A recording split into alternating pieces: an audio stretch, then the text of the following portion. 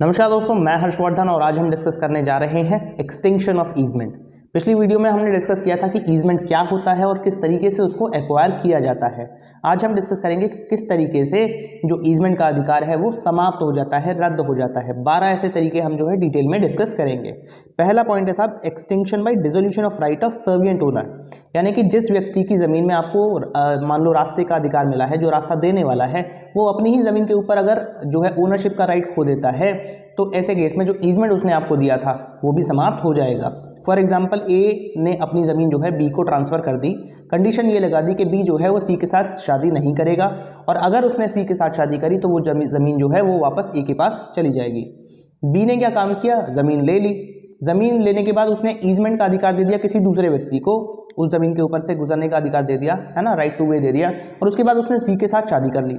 तो जिस मोमेंट में उसने सी के साथ शादी करी, अब वो उस ज़मीन का ओनर नहीं है क्योंकि ज़मीन तो चली गई ए के पास, तो जो ईजमेंट उसने दिया था दूसरे व्यक्ति को वो भी समाप्त हो जाएगा। दूसरा है एक्सटिंक्शन बाय रिलीज। अगर कोई व्यक्ति अपनी इच्छा से ईजमेंट का अधिकार रिलीज कर देता है, छोड़ देता है, तो उसका अधिकार जो है वो समाप्त हो जाता है। मान लो ए और बी दो व्यक्ति हैं जो एक घर के ओनर हैं। उस घर तक पहुंचने के लिए उनको सी की ज़मीन से गुजरना होता है। सी ने उनको ईजमेंट का अधिकार दिया हुआ है, लेकिन ए और बी में से ए तो चाहता है कि वो अधिकार रहे, बी कहता है कि मुझे इस रास्ते की कोई भी ज़रूरत नहीं है, मैं अपना हिसाब खुद देख लूँगा। तो बी जो है वो अपने अधिकार को खुद छोड़ रहा है, रिलीज़ कर रहा है, तो ऐसे में उसका जो ईजमेंट का अधिकार है वो समाप्त हो जाएगा। तीसरा है एक्सटिंक्शन बाय रिवोकेशन। भैया जिसने तुम्हें अधिकार दिया है अपनी ज़मीन से गुजरने का वो उसे रोक भी तो सकता है। कुछ अगर ऐसी कंडीशन हो जाती है, कुछ ऐसी परिस्थितियां हो जाती हैं कि भैया वो नहीं चाहता कि तुम उसकी ज़मीन से गुजरो, राइट टू वे आपको मिले, है ना, तो वो रिवोक भी कर सकता है। चौथा है एक्सटेंशन और एक्सपायरेशन ऑफ लिमिटेड पीरियड और हैपनिंग ऑफ डिसॉल्विंग कंडीशन। मान लो आपको ईजमेंट का अधिकार जो है वो कुछ सालों के लिए मिला था, मान लो 5 साल के लिए मिला था, तो 5 साल के लिए आपको किसी और की ज़मीन से राइट टू वे के रूप में ईजमेंट मिला, ठीक है जी, कि आप उसकी ज़मीन से गुजर करके अपने घर तक पहुंच सकते हो। अब वो 5 साल समाप्त हो गए तो ईजमेंट भी समाप्त हो गया क्योंकि कॉन्ट्रैक्ट में 5 साल की लिमिट रखी गई थी। दूसरा है हैपनिंग ऑफ डिसॉल्विंग कंडीशन, यानी कि अगर कोई ऐसी कंडीशन थी कि भैया अगर ये इवेंट हुआ तो ये ईजमेंट समाप्त हो जाएगा, तो अब वो इवेंट हो गया, ईजमेंट समाप्त। तो इस तरीके से भी कॉन्ट्रैक्ट की शर्तों के आधार पर ईजमेंट जो है वो समाप्त हो जाता है। पांचवा है extension on termination of necessity. मान लो अब आपको ज़रूरत ही नहीं है उस ईजमेंट की, तो आप करोगे क्या उसको लेकर के, है ना, तो वो भी समाप्त हो जाएगा। जब नेसेसिटी समाप्त हो जाती है तो ईजमेंट भी ख़त्म जो है वो हो जाता है। जैसे कि मान लो आप एक व्यक्ति हो, आपका एक घर है, आपका नाम है ए, आपको अपने घर जाने के लिए बी की ज़मीन से गुजरना पड़ता है। बी ने आपको ईजमेंट का अधिकार दिया है, राइट टू वे दिया है, आप उसकी ज़मीन से गुजर सकते हो, ठीक है जी, बहुत अच्छी बात है। कुछ साल बाद आपने बी की ज़मीन ही खरीद ली जिससे आप गुजरते थे, तो ऐसे केस में अब आपको ईजमेंट की ज़रूरत है? आपको ईजमेंट की ज़रूरत ही नहीं है क्योंकि ज़मीन ही आपकी हो गई जहाँ से आप गुजर कर अपने घर पहुँचते थे, है ना। तो ऐसे केस में जब नेसेसिटी समाप्त हो जाती है तो ईजमेंट भी समाप्त हो जाता है। छठा पॉइंट है साहब एक्सटेंशन ऑफ यूजलेस ईजमेंट। अब आपको किसी ने ऐसा ईजमेंट दे दिया जिसका आपको कोई यूज़ ही नहीं है। फॉर एग्जांपल, आपका घर है एक जगह पर, आपको ईजमेंट मिला है, राइट टू वे का अधिकार मिला है किसी और की ज़मीन में कहीं और पहुंचने के लिए, जहां पर आपको पहुंचने की कोई आवश्यकता है ही नहीं, तो ये आपके लिए एक यूजलेस ईजमेंट हो गया, है ना। घर कहीं और है, रास्ता कहीं और है, तो फिर वो जो ईजमेंट है वो रद्द हो जाएगा, समाप्त हो जाएगा, ठीक है जी। अगली बात करते हैं extinction by permanent change in dominant heritage. Dominant heritage यानी कि जिसको रास्ता मिला है, जिसको अपने घर पहुंचने के लिए दूसरे की ज़मीन से निकलना पड़ रहा है ना। तो डोमिनेंट हेरिटेज में अगर कोई परमानेंट जो है चेंज आ जाता है। फॉर एग्जांपल, आपका एक घर था, आपने उसके अंदर एक डांसिंग स्कूल खोल लिया। डांसिंग स्कूल जब आप खोल रहे थे तो कुछ कंस्ट्रक्शन कर रहे थे, उसमें जो है आपने रास्ते में बहुत सारे पत्थर वगैरह जो है डलवा दिए या पेंट वगैरह फैला दिया या बड़े बड़े स्पीकर्स लगा दिए या डेकोरेशन के लिए बहुत सारी चीज़ें लगा दी, रास्ते में ब्लॉकेज खड़े कर दिए। इसकी वजह से मटीरियलिस्टिक बर्डन जो है कई उसके ऊपर आ गया, जो है जो आपका सर्विएंट ओनर है जिसने आपको रास्ता दिया था, तो उसके ऊपर अगर कोई मटेरियलिस्टिकली कोई बर्डन बहुत ज़्यादा हो जाता है तो ऐसे केस में आपके डोमिनेंट हेरिटेज में जो चेंज आया उसकी वजह से आपका जो ईजमेंट है वो समाप्त हो सकता है कि भैया वो उसने रास्ता दिया था वो रास्ता ख़त्म कर लेगा, है ना, क्योंकि आपने अपनी डोमिनेंट हेरिटेज के अंदर एक परमानेंट चेंज लेके आया है जिसकी वजह से उसको परेशानी हो रही है। लेकिन इसमें कुछ एक्सेप्शंस होते हैं जब वो आपके अधिकार को छीन नहीं सकता है। सबसे पहला एक्सेप्शन ये है कि अगर वो जो कॉन्ट्रैक्ट है जो ईजमेंट का कॉन्ट्रैक्ट है वो आपके बेनिफिट के लिए किया गया था और उसमें क्लियरली ये कहा था कि भैया किसी भी एक्सटेंट तक आप उस रास्ते का जो आपको अधिकार मिला है उसका आप इस्तेमाल कर सकते हो किसी भी एक्सटेंट तक, चाहे कोई भी परेशानी ओनर को हो रही है, सर्वेंट ओनर को, उससे कोई भी जो है अफेक्ट नहीं पड़ेगा आपके अधिकार पर। तो ऐसे केस में वो आपका ईजमेंट का अधिकार वापस नहीं ले सकता। दूसरा, अगर आपने उसको जो भी परेशानी पहुंचाई है वो इतनी छोटी है कि कोई भी सामान्य व्यक्ति जो है उसके बारे में कंप्लेन भी नहीं करेगा, तो ऐसे केस में भी वो आपका ईजमेंट जो है समाप्त नहीं कर सकता। तीसरा, अगर वो ईजमेंट आपका अकेला रास्ता है आपके घर तक पहुंचने के लिए और कोई रास्ता ही नहीं है, तो ऐसे केस में भी वो आपका कानूनन अधिकार है कि आप ईजमेंट लीजिए और वो आपका ईजमेंट नहीं छीन सकता है। बेशक वो ज़मीन का मालिक है, सर्विएंट ओनर है, लेकिन अब ये उसकी ड्यूटी है कि वो आपको रास्ता दे। ठीक है जी।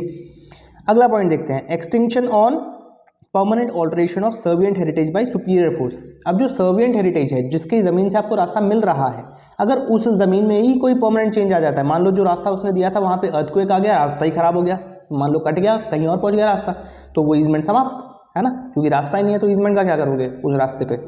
दूसरा हो सकता है, मान लो कि आपको जो उसने एक अधिकार दिया कि भैया उसकी ज़मीन में एक नदी जा रही है, वहाँ पे उसने फिशिंग का अधिकार दिया, अब नदी का जो कोर्स है वही बदल गया, वो एक जिस डायरेक्शन में बह रही थी वो डायरेक्शन ही उस नदी का जो है बदल गया, वो ज़मीन में है ही नहीं, नदी जो है कहीं और जा चुकी है, तो ऐसे केस में जो आपको ईजमेंट मिला था वो भी समाप्त हो जाएगा, क्योंकि एक परमानेंट चेंज हो गया सर्विएंट ओनर के ज़मीन में due to some superior force, है ना।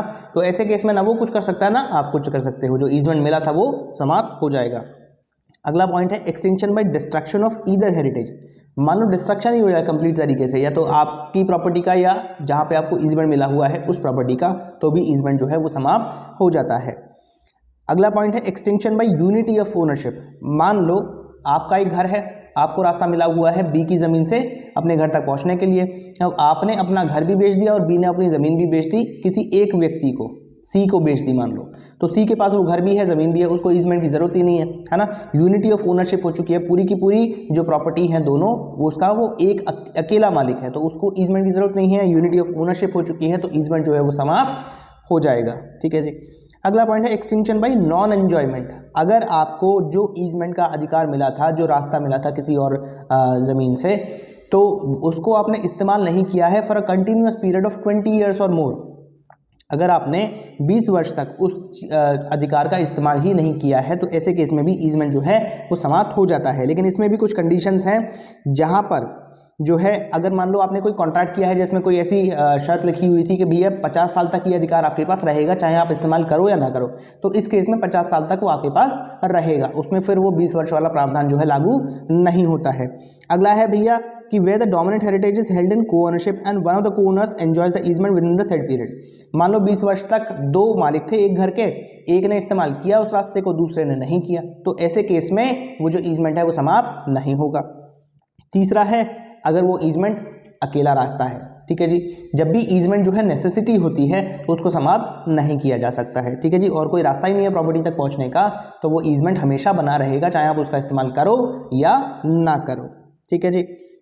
आगे बात की गई है where several heritage are respectively subject to rights of way for the benefit of single heritage the ways are continuous such right shall for the purpose of this section be deem to be a single easement. मान लो बहुत सारे रास्ते हैं जो एक जगह पर जाकर मिलते हैं और वो रास्ता एक कॉमन रास्ता है आपके घर तक पहुंचने का, तो वो सारे के सारे रास्ते जो हैं एक ईजमेंट माने जाएंगे और वो सारे बने रहेंगे। ठीक है जी, जैसे कि A has annex to his house rights of way from high road either over the heritage X and Z and the intervening heritage Y। X से एक रास्ता आ रहा है, Y की ज़मीन से एक रास्ता आ रहा है, और जो Z की ज़मीन पे वो दोनों रास्ते मिल रहे हैं जो कि एक ही घर तक पहुंचते हैं। तो अब वो पूरा का पूरा रास्ता, चाहे वो उसको इस्तेमाल कर रहा है या नहीं कर रहा है, वो ईजमेंट एक ही माना जाएगा, क्योंकि अल्टीमेटली तो एक ही रास्ता है ना, जो आगे जाकर के जो है सारे एक ही रास्ते में मिल रहे हैं जो कि घर तक पहुंच रहा है, तो वो सारे के सारे जो है वो ईजमेंट के रूप में बने रहेंगे, उसको एक ही ईजमेंट माना जाएगा कानून के रूप में। ठीक है जी, ठीक है। आगे बात करते हैं एक्सटिंक्शन ऑफ एक्सेसरी राइट। मान लो एक व्यक्ति ने आपको अपनी ज़मीन में कुआं है उसमें से पानी निकालने का अधिकार दिया, कल को वो वहीं सूख गया या उसने बंद करवा दिया, जो भी है, तो ऐसे केस में आपको भैया राइट टू वे का अधिकार मिला हुआ था, भैया आप उसकी ज़मीन में जाओगे तभी तो पानी लेके आओगे, तो जो राइट टू वे था वो कुएं की वजह से आपको मिला हुआ था, कुआं ही समाप्त हो गया तो जो राइट टू वे है वो भी समाप्त हो जाएगा। तो ईजमेंट जो अगर एक्सेसरी राइट के रूप में आपको कोई भी ईजमेंट मिला है वो भी समाप्त हो जाता है। ठीक है जी। तो इस तरीके से साहब ये 12 तरीके थे जो हमने डिस्कस किए हैं जिसकी वजह से जो ईजमेंट का अधिकार किसी भी व्यक्ति को मिलता है, सुखाचार का अधिकार मिलता है ना, तो उसको समाप्त कर दिया जाता है। कौन कौन से हैं एक बार मैं रिपीट कर देता हूं।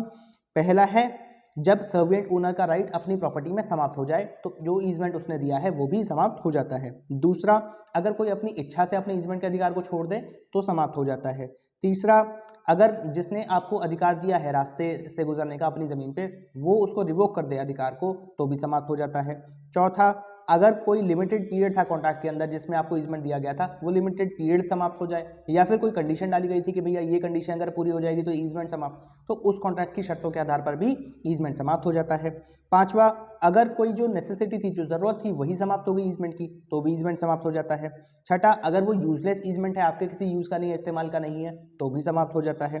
सातवां, अगर कोई परमानेंट चेंज आ गया है डोमिनेंट हेरिटेज के अंदर, यानी कि जिसको रास्ता मिल रहा है उसकी प्रॉपर्टी में कोई परमानेंट चेंज आ गया है जिसकी वजह से सर्वेंट ओनर को बहुत ज्यादा परेशानी हो रही है, तो भी ईजमेंट को समाप्त किया जा सकता है। आठवां, extension on permanent alteration of servant owner property, है ना, अगर सर्वेंट ओनर की प्रॉपर्टी में कोई परमानेंट चेंज आ जाता है बाय सुपीरियर फोर्स तो भी ईजमेंट जो है वो समाप्त हो सकता है। नौवा है extension by destruction of either heritage, अगर दोनों प्रॉपर्टीज में से जिसमें रास्ता मिल रहा है और जिसको रास्ता मिल रहा है दोनों प्रॉपर्टी में से कोई भी पूरी तरीके से डिस्ट्रॉय हो जाती है या दोनों डिस्ट्रॉय हो जाती हैं तो ईजमेंट भी समाप्त हो जाता है। ठीक है जी।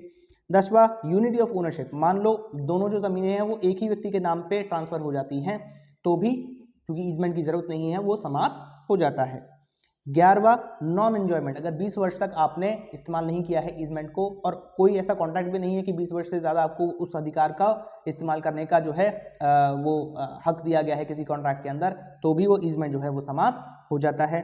इसके अलावा अगर आपको ईजमेंट किसी एक्सेसरी राइट के रूप में दिया गया है, यानी कि अधिकार आपको कुछ और मिला था उसके साथ वो ईजमेंट मिला था राइट टू वे का, जैसे हमने एक एग्जांपल दिया था कि कुएं से पानी निकालने का अधिकार था, इसकी वजह से राइट टू वे मिला था, तो कुआं खत्म तो अधिकार खत्म। तो एक्सेसरी राइट जो है जब वो मेन इवेंट जिसकी वजह से एक्सेसरी राइट मिला था ईजमेंट के रूप में वो इवेंट ही खत्म हो गया, वो कंडीशन ही खत्म हो गई तो एक्सेसरी राइट भी समाप्त हो जाएगा। तो ये 12 तरीके हैं जिससे कि ईजमेंट का एक्सटेंशन हो जाता है। इसी के साथ हमारी वीडियो समाप्त होती है। इसे देखने के लिए आपका बहुत बहुत धन्यवाद।